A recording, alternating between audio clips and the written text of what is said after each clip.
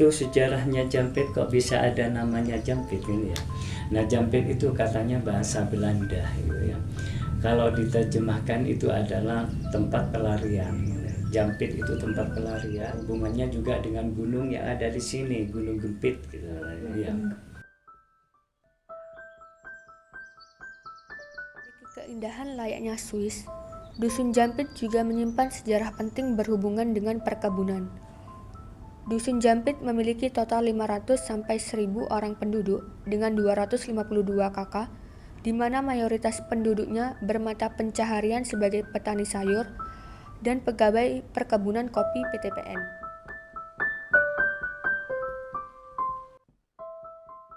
Tahun 1917 datanglah seorang Belanda yang bernama itu namanya Tuan Kopril.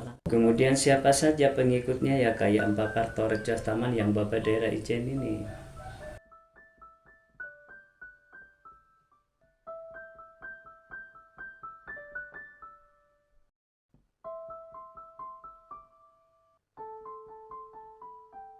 Kemudian juga Raden Supeno, beliau dari Madura. Artinya Madura larangan kertas Sumenep situ ya. Kemudian Bapak Soekardi, Bapak Saarati itu juga dari Madura, Bapak Sumarti pun juga dari Madura. Setelah mata air itu ditemukan, kemudian itu memulainya untuk membangun rumah yang ex Pak Salam itu namanya itu Pondok Wisata itu ya. Nah, itu sebelum Gesos itu dulu yang dibangun katanya seperti itu. Datang masuk berikutnya ke sini yaitu Tuan Bernih namanya. Ini pada tahun 1924 itu sejak Tuan Kopril itu pergi ya. Mereka itu merencanakan untuk membangun guest house itu. Jadi guest house ini yang dibilang tuh rumah Belanda itu buatan Tuan Bernie ya.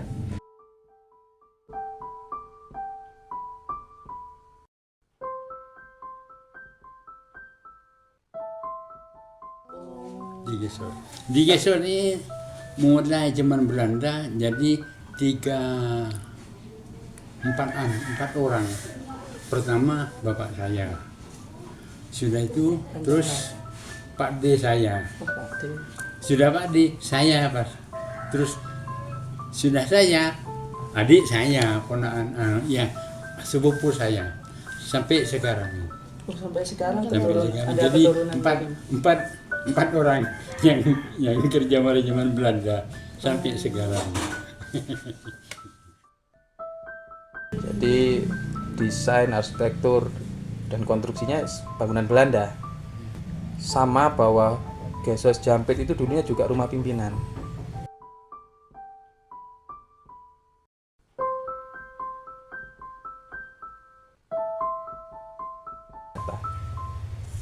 Kalau infrastrukturnya tetap apa ada perubahan? Renovasi Ya, atau renovasi. rekonstruksi. Kalau bangunan kita tidak merubah bentuk dan desainnya, jadi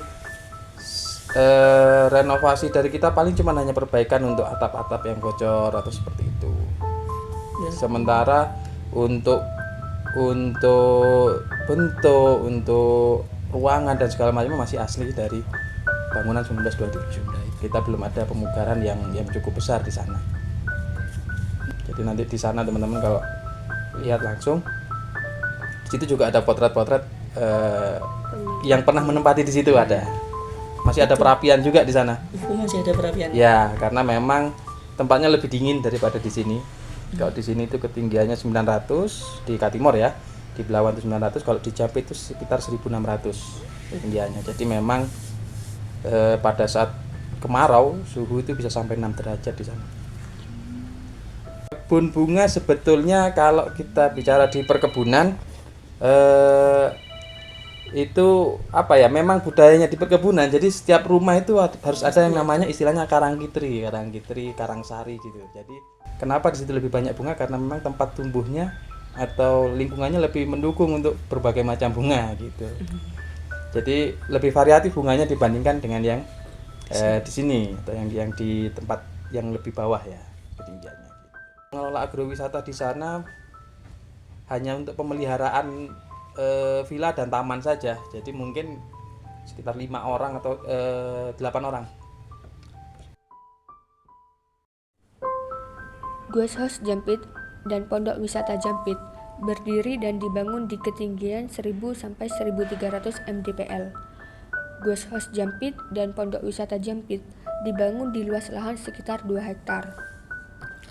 Arsitek dari pembangunan Guest House Jampit berasal dari Jepang.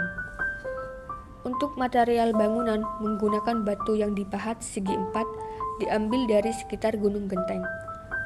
Bahan kayu lainnya yakni kayu ulin dan kayu jati yang diangkut dari daerah Banyuwangi menggunakan alat transportasi kuda dan sapi.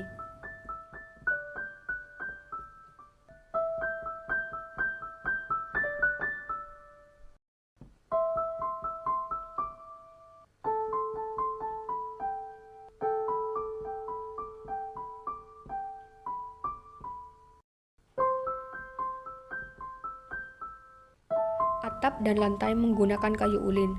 Akan tetapi bagian atap sekitar tahun 2000 sudah diperbarui akibat adanya kerusakan. Sebagian fisik dari guest house tersebut berubah, seperti jendela pada kamar nomor 1 dibuat agak lebar. Pada saat saya di sini itu sudah 2 kali. Memang ada pembeli kopi kita ya, pengusaha kopi juga datang ke sini. Yang tadi sempat saya bilang di Kalisat pun ada. Jadi mulai kebun pancur anggrek yang ada di Bondowoso yang di atas itu, sama yang situ Bondo Kayu Mas, termasuk sini, itu tahun lalu itu ada memang satu rombongan gitu, dia keluarga, dia napak tilas untuk lihat itu sejarahnya. Jadi bahwa memang kakeknya pernah mimpin di situ, dan dia juga pernah kakek saya dulu lahir di tempat ini. Jadi dia mencari bangunan itu ada, dan memang bentuknya pun tidak berbeda, ya sama. Hanya dulu mungkin masih ada kantor, masih ada pabrik gitu. Jadi villa. Termasuk yang di Kalisat Jampit yang di Arabica Kalisat ini juga sama. Iya. Meskipun tidak setua yang di Belawan sini Katimor sama yang di Guest House Jampit atau Villa Jampit. Itu dulu pernah juga untuk apa itu ya, infrastruktur jalan menjadi bagus itu pada saat eranya Pak Soeharto juga dulu itu. Pembangunannya pernah diaspal itu. Ada menteri yang sampai bulan madu di situ. Pak Menteri siapa, Sudomo kalau nggak salah dulu. Jadi memang masih berfungsi dengan baik. Perapiannya masih, struktur bangunannya juga masih. Jadi kami di situ perawatannya sedikit sekali. Mungkin hanya kita pemeliharaan atap, penggantian papan kayu gitu aja. Jadi hampir sama dengan yang di Belawan juga, lantainya masih kayu gitu.